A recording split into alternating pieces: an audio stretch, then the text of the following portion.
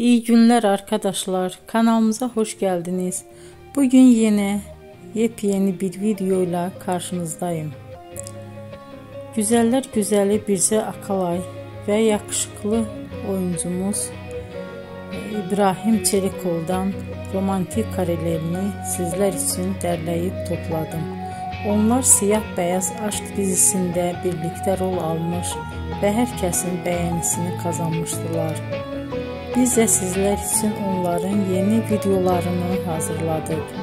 Bu videoların gelmesini istiyorsanız emeğinize saygı olarak kanalımıza abone olup sona kadar izlemeyi ve yorum yazmayı unutmayın. Herkese teşekkür ederim.